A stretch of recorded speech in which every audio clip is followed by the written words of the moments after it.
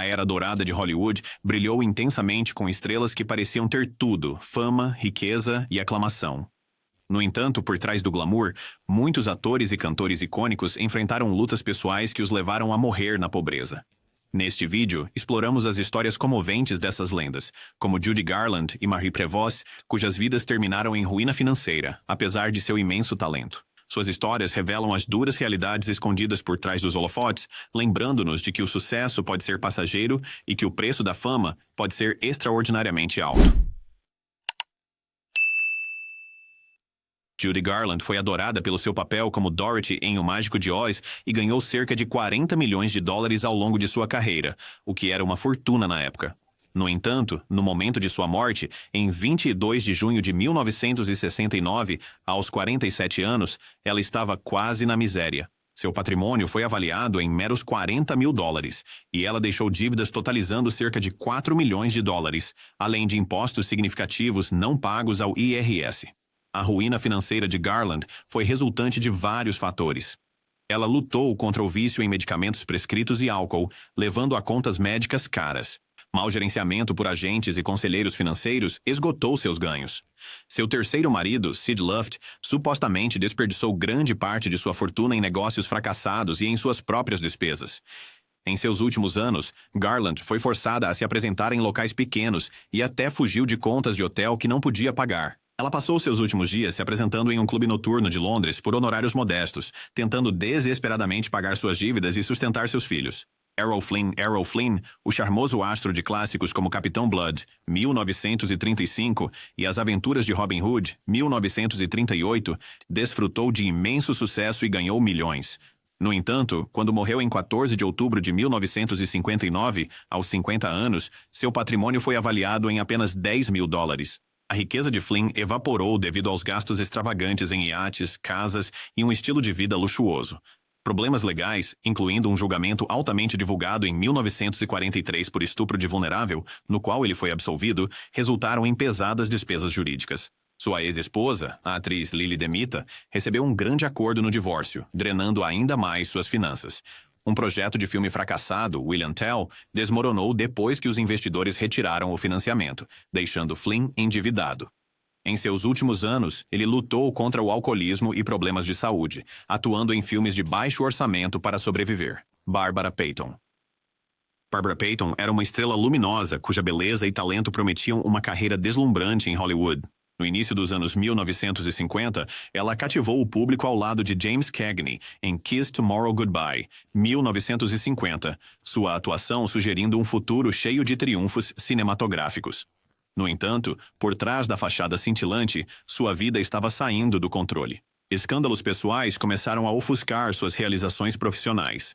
Relacionamentos tumultuados e uma inclinação por festas noturnas levaram ao abuso de substâncias, manchando sua reputação em uma indústria que dependia da imagem. As prisões por embriaguez pública e a emissão de cheques sem fundos tornaram-se alarmantemente frequentes, cada incidente corroendo sua reputação e esgotando suas finanças.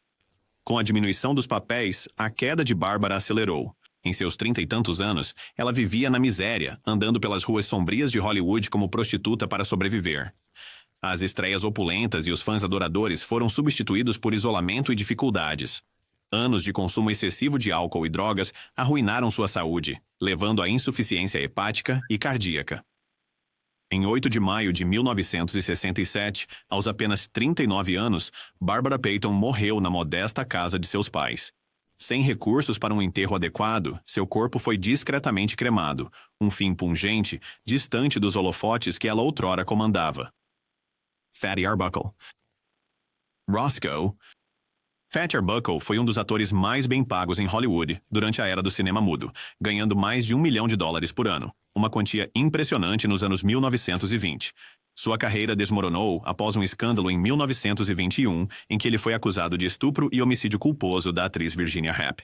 Embora absolvido após 3 julgamentos, seus filmes foram banidos e ele foi colocado na lista negra da indústria. A defesa legal de Arbuckle drenou suas finanças, custando-lhe aproximadamente $700 mil em honorários advocatícios e despesas. As tentativas de reviver sua carreira sob o pseudônimo William Goodrich foram apenas modestamente bem-sucedidas. Quando ele morreu de ataque cardíaco em 29 de junho de 1933, aos 40 anos, Arbuckle tinha poucos bens e ainda estava endividado, deixando pouco para sua viúva. Dorothy Dandridge. Dorothy Dandridge era um talento radiante cuja voz e presença iluminaram a tela, quebrando barreiras como a primeira mulher afro-americana indicada a um prêmio da Academia de Melhor Atriz em Carmen Jones, 1954.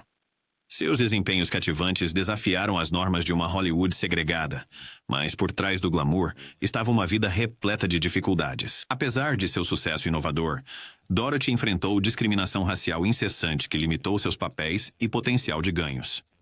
A má gestão financeira agravou suas dificuldades. Em 1963, ela declarou falência, sobrecarregada com aproximadamente $150 mil em dívidas, principalmente devido a impostos não pagos para o IRS.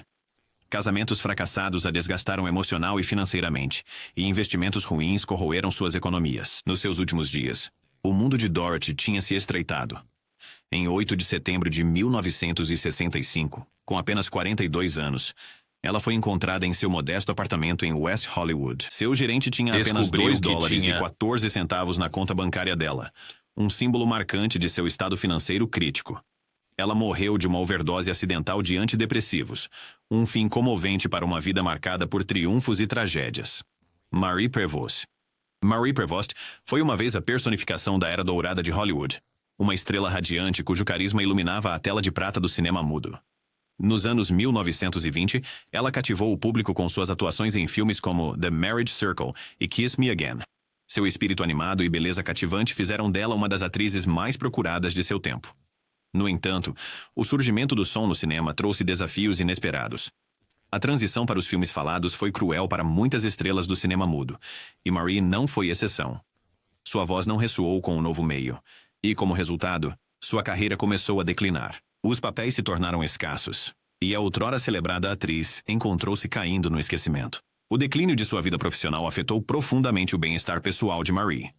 Lutando com a perda da fama e as duras realidades de uma indústria em mudança, ela recorreu ao álcool como um consolo para seu desespero crescente. Enfrentando o alcoolismo e a depressão, seu comportamento vivaz desvaneceu-se, substituído por uma vulnerabilidade perturbadora. No momento de sua morte prematura em 21 de janeiro de 1937, aos 38 anos, Marie Prevost estava morando em um apartamento modesto e deteriorado em Los Angeles. O glamour e a opulência que uma vez definiram sua existência haviam desaparecido. Ela foi encontrada sozinha, tendo sucumbido ao alcoolismo agudo e à desnutrição.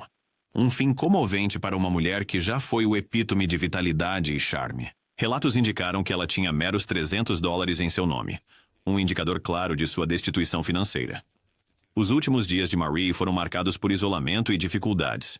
Incapaz de conseguir trabalho como atriz e com recursos diminuindo, ela supostamente teve dificuldades para pagar por necessidades básicas, levando a grave desnutrição. Sammy Davis Jr.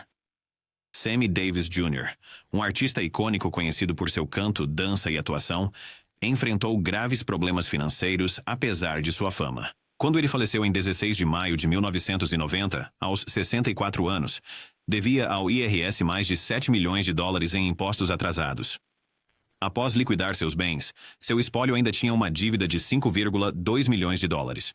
Os problemas financeiros de Davis foram causados por gastos excessivos, jogo e má gestão. Ele vivia de forma opulenta, com várias casas, carros de luxo e joias caras. Seus problemas fiscais originaram-se de impostos não pagos e penalidades acumuladas. E por mais de um ano, numa tentativa para pagar suas dívidas, Davis continuou a se apresentar quase até sua morte, apesar de lutar contra o câncer na garganta. Seus últimos dias foram passados em turnês e tentando negociar com o IRS para resolver suas dívidas. Veronica Lake. Veronica Lake, famosa por seus papéis em filmes como Sullivan's Travels, 1941, e seu penteado característico Peekaboo, viu sua sorte declinar rapidamente. Quando morreu em 7 de julho de 1973, aos 50 anos, ela tinha pouco em seu nome. A queda de Lake se deveu a uma combinação de alcoolismo, problemas de saúde mental e casamentos fracassados que resultaram em perdas financeiras. Ela declarou falência em 1951. Na década de 1960, ela estava supostamente trabalhando como garçonete e anfitriã em um hotel de Nova York para se sustentar. Ela passou seus últimos dias sofrendo de hepatite e lesão renal sozinha em um hospital em Vermont, com seus únicos bens sendo uma pequena conta bancária e alguns pertences pessoais. Buster Keaton. Buster Keaton, carinhosamente conhecido como o Grande Rosto de Pedra, foi uma luminária do cinema mudo, cuja comédia física e cinematografia inventiva deixaram uma marca indelével na indústria. Com obras-primas como The General, ele encantou o público com sua expressão impassível e acrobacias ousadas, criando filmes que combinavam humor com brilhantismo técnico. A chegada dos filmes sonoros no final da década de 1920 marcou um novo e desafiador capítulo para Keaton. A transição para os filmes falados diminuiu seu controle criativo, especialmente após assinar com a MGM, onde as restrições do estúdio sufocaram sua liberdade artística. A Grande Depressão corroeu ainda mais suas finanças, e um acordo caro de divórcio em 1932 esvaziou significativamente sua riqueza. No meio desses contratempos profissionais e pessoais, Keaton lutou contra o alcoolismo, uma batalha que afetou sua saúde e reputação. Apesar desses obstáculos, ele demonstrou resiliência, fazendo um pequeno retorno nos anos 1950, através de aparições na televisão e papéis de apoio em filmes. Embora ele nunca tenha recuperado o sucesso monumental de sua carreira anterior, suas contribuições continuaram a influenciar novas gerações de artistas e cineastas. Buster Keaton faleceu de câncer de pulmão em 1 de fevereiro de 1966, aos 70 anos de idade. Ele permaneceu ativo em seu ofício até o fim, vivendo uma vida humilde que contrastava com sua monumental legado. Embora seu patrimônio não fosse substancial e ele vivesse modestamente, ele não estava na miséria no momento de sua morte. O gênio duradouro de Keaton e seu espírito pioneiro continuam celebrados. Sua vida é um testemunho do poder atemporal do cinema mudo. Mabel Normand. Mabel Normand foi um farol de brilhantismo na era do cinema mudo. Uma atriz animada e diretora pioneira cujo gênio cômico cativou plateias ao redor do mundo. Com um brilho travesso nos olhos e um talento para a comédia física, ela iluminou a tela ao lado de lendas como Charlie Chaplin e Roscoe Fatty Arbuckle. Suas performances vibrantes e papéis pioneiros a tornaram uma das atrizes cômicas mais queridas de seu tempo, garantindo-lhe um lugar entre os primeiros membros da elite de Hollywood. No entanto, por trás das risadas e aplausos, a vida de Mabel estava repleta de turbulências. Em 1922, ela se envolveu em um dos escândalos mais notórios de Hollywood, o assassinato não resolvido do diretor William Desmond Taylor. Embora nunca tenha sido suspeita, sua estreita amizade com Taylor lançou uma longa e sombria sombra sobre sua carreira. O escrutínio implacável da mídia e a suspeita pública tiveram um impacto devastador, fazendo com que as ofertas de filme diminuíssem e sua outrora brilhante reputação se manchasse. Como se o escândalo não bastasse, Mabel enfrentou sérios problemas de saúde. A tuberculose, uma doença implacável e debilitante na época, começou a reduzir sua força e vitalidade.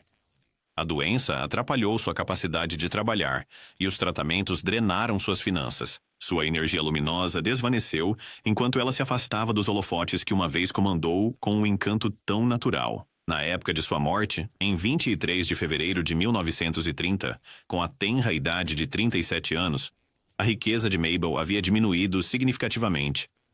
Ela passou seus últimos dias em um sanatório em Monrovia, Califórnia, longe dos estúdios agitados e dos fãs adoradores. Embora ela não estivesse na pobreza, o conforto financeiro de seus anos de auge havia desaparecido, assim como a própria era do cinema mudo. A história de Mabel Normand é uma comovente tapeçaria de alegria e tristeza. Um testemunho de um talento brilhante cuja vida foi tão dramática fora da tela quanto nos quadros cintilantes de seus filmes.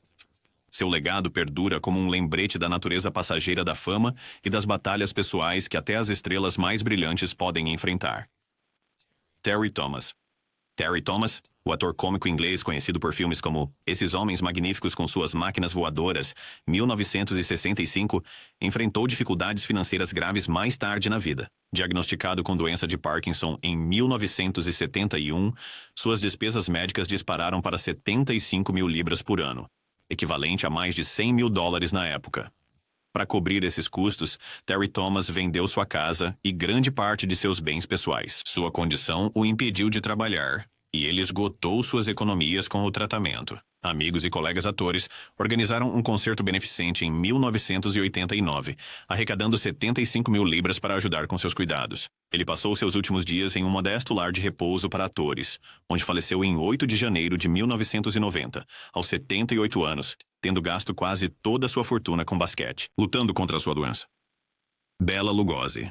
Bela Lugosi, eternamente imortalizado como Conde Drácula no filme de 1931, enfrentou dificuldades financeiras durante grande parte de sua vida. Estigmatizado como vilão de terror, ele teve dificuldade em conseguir papéis variados. Seu vício em morfina e metadona, inicialmente tomados para tratar a ciática crônica, impactou sua carreira e finanças. Em 1955, Lugosi declarou falência, listando dívidas de $3.500 e bens de apenas $1.000. Ele trabalhou em filmes de baixo orçamento para se sustentar, frequentemente ganhando pouco. Lugosi morreu de um ataque cardíaco em 16 de agosto de 1956, aos 73 anos, deixando apenas $1.900 em dinheiro e alguns pertences pessoais. As despesas do funeral foram pagas por Frank Sinatra, refletindo o estado precário de suas finanças no final. Bud Abbott, uma metade da lendária dupla cômica Abbott e Costello, enfrentou sérias dificuldades financeiras devido a problemas fiscais. Durante a Segunda Guerra Mundial, a dupla arrecadou cerca de $85 milhões em bônus de guerra através de suas apresentações. No entanto, o IRS recusou $500 mil em isenções fiscais que eles reivindicaram como despesas de arrecadação de fundos. Após a morte de Lou Costello em 1959, Abbott tentou continuar se apresentando, mas enfrentou problemas de saúde devido à epilepsia e teve dificuldade para encontrar trabalho. O IRS confiscou sua casa para liquidar impostos não pagos, obrigando-o a viver em um pequeno apartamento. Em desespero, Abbott fez apelos televisionados por assistência financeira dos fãs. Ele morreu praticamente sem dinheiro em 24 de abril de 1974, aos 78 anos. Com seus bens restantes insuficientes para cobrir suas dívidas. John Garfield foi uma força dinâmica em Hollywood durante os finais dos anos 30 e nos anos 40, trazendo um novo nível de realismo e intensidade para a tela. Com performances memoráveis em filmes como The Postman Always Rings Twice, 1946, e Body and Soul, 1947, ele cativou o público com seu charme soturno e interpretações autênticas de personagens complexos. Como um dos pioneiros da atuação de método no cinema americano, a influência de Garfield se estendeu muito além de seus anos. No entanto, a ascensão de sua carreira foi abruptamente interrompida pela agitação política da época. No início da década de 1950, durante o auge da caça às bruxas, Garfield se viu envolvido nas investigações do Comitê de Atividades Anti-Americanas da Câmara, RUAC. Apesar de suas negações de qualquer afiliação comunista e sua recusa em nomear colegas, a mera suspeita levou à sua inclusão na lista negra em Hollywood. Os estúdios, cautelosos com a associação, distanciaram-se, e as ofertas reduziram-se a nada. A lista negra não apenas privou Garfield de seu sustento, mas também infligiu feridas pessoais profundas. O estresse e a frustração de ser ostracizado injustamente tiveram um impacto severo em sua saúde. As pressões financeiras aumentaram, pois ele não conseguia trabalho como ator, e o peso das despesas legais e da perda de renda sobrecarregou seus recursos. Amigos notaram uma mudança palpável em seu comportamento.